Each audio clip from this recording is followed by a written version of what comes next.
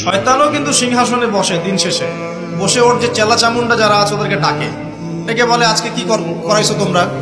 একজন বলে যে আমি তো জেনা করাই দিছি দুজনের মধ্যে, আমি মদ খাইয়েছি মানুষকে, আমি মানুষকে পরকীয়ায় লিপ্ত করেছি, আমি একজনকে একজনের বিরুদ্ধে উস্কে দিয়ে হত্যা করিয়ে দিয়েছি। এরকম করে শয়তানরা বলতে থাকে।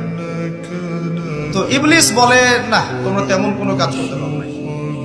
ইতিমধ্যে একজন শয়তান এসে বলে যে আমি একটা কাজ করেছি। কি কাজ করেছো? যে আমি একটা পরিবারের স্বামী স্ত্রীর মধ্যে বিচ্ছেদ ঘটিয়ে দিয়েছি। কি করেছে? এটা এখন বেশি হচ্ছে না? বেশি হচ্ছে না?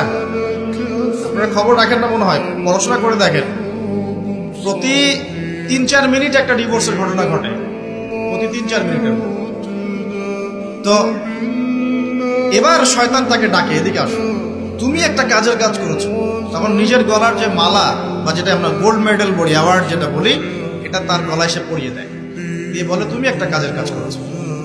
তার মানে আমরা বুঝতে পারলাম শয়তানের কাছে সবচেয়ে বড় একটা মিশন কি? পরিবারগুলোকে ধ্বংস করে দেয়। সতর্ক থাকতে হবে আমাদের সবাইকে। আল্লাহ পাক আমাদের সবাইকে ধৈর্য দান করুন।